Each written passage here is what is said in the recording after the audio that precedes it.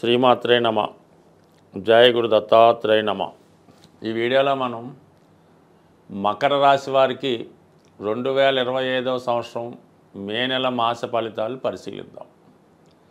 మరి మకర రాశి వారికి శని భగవానుడు తృతీయ స్థానంలో ప్రవేశించడంతో వీరి జీవితంలో ఒక కొత్త మార్పు అభివృద్ధి రావడం జరుగుతూ ఉంటుంది. అంటే గతంలో జరిగిపోయినటువంటి జీవన విధానానికి డిఫరెంట్గా మళ్ళా కొత్తగా ఏదైనా వారి యొక్క పని వృత్తి ఉద్యోగం ప్రారంభించి తిరిగి కోల్పోయినటువంటి వైభవాన్ని తిరిగి సంపాదించడానికి చాలా వరకు అనుకూలత ఏర్పడడం జరుగుతూ ఉంటుంది.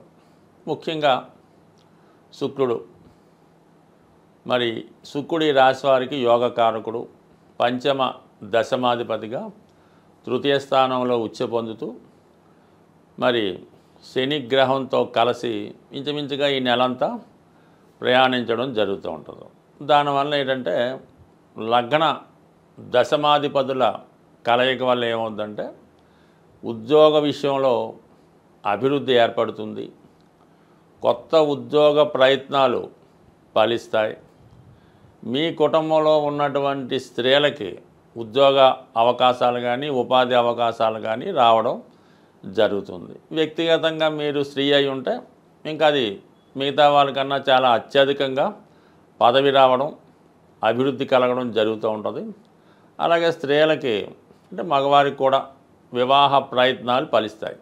ఈ ప్రయత్నంలో తెలుసున్న సర్కిల్లో లేదంటే మీ కొలీగ్స్ కానీ క్లాస్మేట్స్తో కానీ వివాహ ప్రయత్నాలు ఫలించే అవకాశం ఉన్నది. మొత్తం మీద వృత్తిపరమైన సమస్యలు తొలగుతాయి, నూతన పరిచయాలు ఏర్పడతాయి.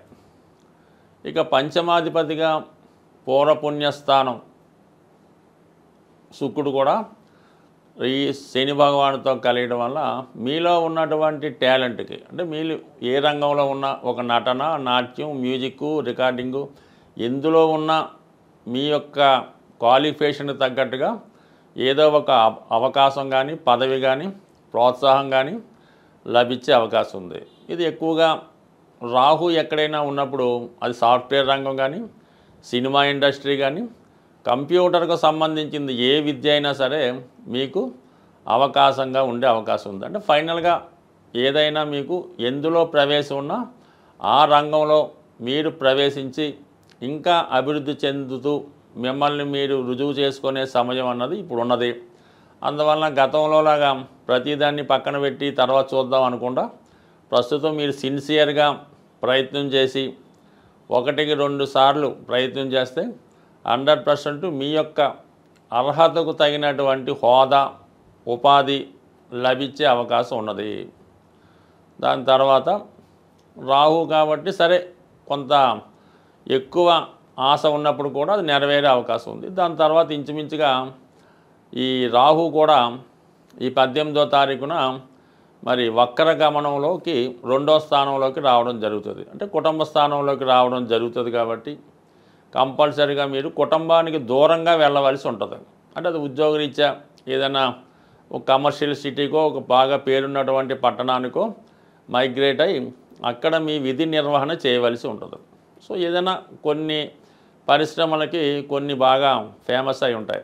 ఇప్పుడు సాఫ్ట్వేర్ కావాలంటే హైదరాబాదో బెంగళూరు వెళ్ళవలసి ఉంటుంది. సినిమాలో ప్రవేశించాలంటే హైదరాబాదో చెన్నైయో వెళ్ళవలసి ఉంటుంది. ఆ విధంగా మీ ప్లేస్ మారడం జరుగుతుంది. దానికి అనుబంధంగా ప్రస్తుతం 5వ స్థానంలో ఉన్నటువంటి గురువు కూడా ఈ 15వ తారీఖున అంటే రాహుతో పాటు సుమారుగా 3 రోజుల ముందుగానే గురువు కూడా మారుతున్నాడు.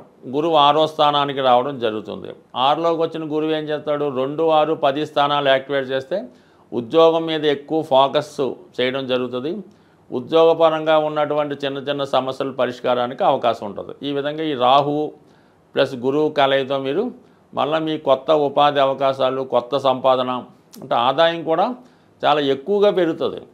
ఏదైనా ఒక విషయాన్ని అనేక రెట్లు పెంచే గుణం గురువుకే ఉంటుంది, అలాగే రాహువుకు ఉంటుంది.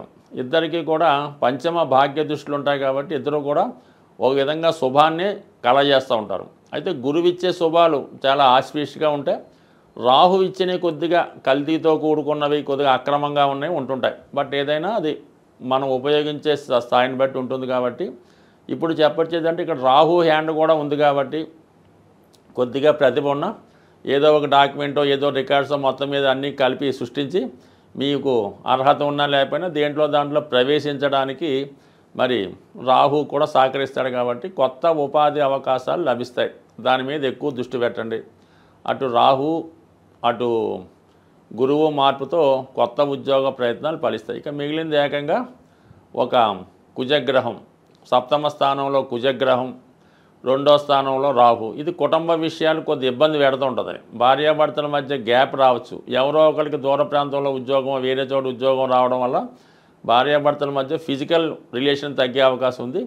లేదా కొన్ని సందర్భాల్లో ఏదో చిన్న చిన్న గొడవలు పడి దూరంగా విడిపోయే సూచనలు కూడా కంపల్సరీగా ఉండడం జరుగుతూ ఉంటుంది. అంటే సప్తమంలో ఉన్నటువంటి కుజుడు వైవాహిక జీవితానికి అంగీకరించడం, భార్యాభర్తలు కలిసి ఉండడానికి ఇష్టపడడం. మరి ఈ కారణం వల్ల మరి ఇవన్నీ కలిసినప్పుడు మీరు కొద్దిగా దూరంగా ఉద్యోగానికి వెళ్ళి అక్కడ సంపాదించి కొన్నాళ్ళ తర్వాత మళ్ళీ ఇంచుమించుగా నెల 2 నెలల తర్వాత మళ్ళీ అన్నీ సర్దుకుంటే మళ్ళీ తిరిగి భార్యాభర్తలు ఒక చోట చేరి మళ్ళీ కొత్త జీవితాన్ని ప్రారంభించే అవకాశం ఉంటుంది. గ్రహాలని, జ్యోతిష్ శాస్త్రాన్ని, గోచార ఫలితాలు నమ్ముతున్న వాళ్ళు సాధారణంగా ముఖ్యమైనటువంటి గ్రహాలు మారినప్పుడు వాటి యొక్క ప్రభావాన్ని చూపించడం జరుగుతూ ఉంటుంది.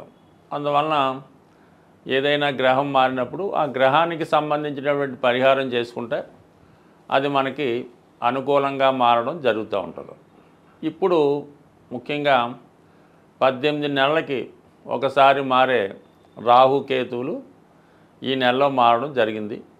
అయితే ఈ రాహుకేతువులే కర్మని నిర్దేశిస్తుంటాయి. అంటే గత జన్మలో మనం చేసినటువంటి పాపపుణ్యాలని ఈ జన్మలో అనుభవించే విధంగా ఇవి చేయడం జరుగుతూ ఉంటుంది. వీటినే కార్మిక్ కంట్రోల్ ప్లానెట్స్ అనడం జరిగింది.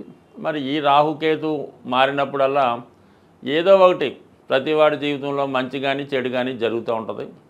అది జరగాలనుకునేప్పుడు మనం కామన్గా ఈ గ్రహాలకి పరిహారం చేసుకుంటే అవి మనకి కొంత తీవ్రత తగ్గి మంచి ఫలితాలు ఇవ్వడం జరుగుతూ ఉంటుంది. మరి ఇప్పుడు ముఖ్యంగా ఏ పని జరగాలన్నా, మనం ఏ గ్రహానికి పూజ చేయాలన్నా, ఏ దైవానికి పూజ చేయాలన్నా ముందుగా విఘ్నేశ్వరుణ్ణి పూజ చేయడం జరుగుతూ ఉంటుంది.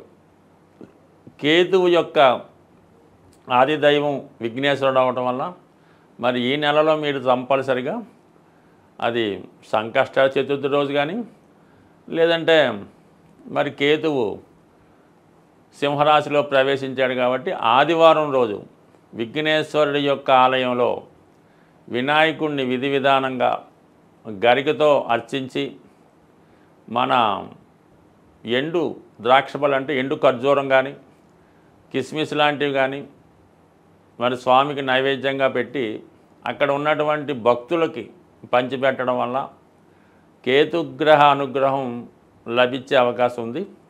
కేతుగ్రహ అనుగ్రహం కావాలంటే అంటే పోక చెక్క అని ఉంటుంది.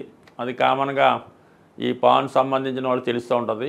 అది ఒకటి పూర్తిగా పోక చెక్క మీ యొక్క వాహనంలో పెట్టుకోవడం వల్ల కానీ మీ యొక్క క్యాష్ బాక్స్లో పెట్టుకుంటే ప్రమాదాలు జరగకుండా అనుకూలంగా ఉంటుంది. కాబట్టి ముందుగా మీరు కంపల్సరీగా ఈ నెల 18వ తారీఖు తర్వాత ముందు చేసుకున్న తప్పులేదు, ఆదివారం రోజు విఘ్నేశ్వరునికి పూజ చేయించుకోవాలి. దాని తర్వాత రాహు మరి కుంభరాశిలో ప్రవేశిస్తున్నాడు.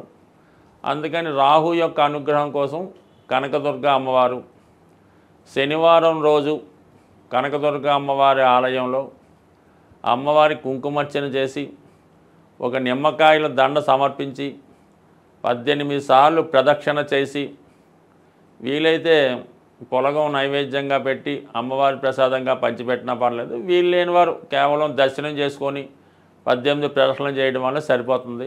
బట్ ఏదైనా కంపల్సరీగా ఈ శాస్త్రాన్ని నమ్ముతున్న వాళ్ళు మీరు తప్పకుండా ఈ వినాయకుడిని అమ్మవారిని పూజించుకోండి. వీలైతే ఏదైనా ఒక శక్తి క్షేత్రాన్ని, శక్తి పీఠాన్ని దర్శించడం వల్ల ఈ రాహుకేతువుల అనుగ్రహం లభించే అవకాశం ఉంది. బట్ ఏదైనా రాహు కేతు మనకు అనుకూలంగా ఉంటే ఆటోమేటిక్గా మిగతా గ్రహాలన్నీ అనుకూలించే అవకాశం ఉంది. అందువలన కంపల్సరీగా గ్రాసాన్ని చేసుకోండి. ముఖ్యంగా సింహరాశిలోకి కేతుగ్రహ ప్రవేశం అన్నది చాలా వరకు అధికారులకి పెద్దవారికి కొంత ఇబ్బందులు లాంటివి ఉంటుంటాయి. కాబట్టి నిరంతరం సూర్య నమస్కారం చేసుకొని ఆదిత్య హృదయ పారాయణ చేసుకొని ఆదివారం నియమంగా ఉంటే అటు ఆరోగ్యం ఐశ్వర్యం లభిస్తుంది. అలాగే ఇదే నెలలో గురుగ్రహం కూడా మనకి ఈ మే 15 మారడం జరుగుతుంది. గురువు ఏ భావానికి వచ్చినా ఆ భావ ఫలితాలు మనకి ఇంప్రూవ్ చేయడం జరుగుతుంటుంది. కాబట్టి గురుగ్రహ అనుగ్రహం కోసం అంటే శివుణ్ణి పూజించుకోవచ్చు, దక్షిణామూర్తిని ఆరాధించవచ్చు, దత్తాత్రేయుల వారిని ఆరాధించవచ్చు, లేదా మీ ఇష్ట దైవాన్ని పూజించవచ్చు, లేదా మీ తల్లిదండ్రుల యొక్క ఆశీర్వాదం తీసుకున్నా సరే గురుగ్రహం యొక్క అనుగ్రహం తప్పకుండా లభించే అవకాశం ఉంది.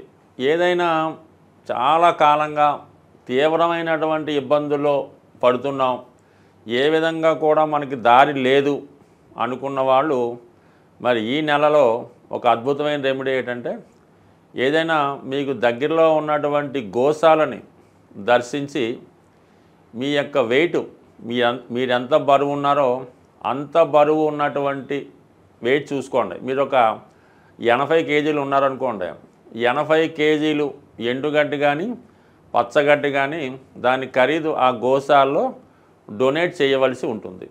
అయ్యో అంత శక్తి మనకు లేదు అనుకున్నప్పుడు దాంట్లో 8వ వంతు అంటే మీరు 80 కేజీలు ఉంటే ఒక 10 కేజీలు పచ్చగడ్డి లేదంటే ఎండుగడ్డి ఆ గోశాలలో డొనేషన్ చేయడం వల్ల మీరు పునర్జన్మ కొత్తగా జన్మ ఎత్తి ఎంత బాగుంటుందో అంత ఐశ్వర్యవంతంగా అదృష్టవంతంగా ఉండే అవకాశం ఉంది. ఈ చిన్న ప్రయత్నాన్ని చేసి సక్సెస్ అవ్వాల్సింది. స్వస్తి.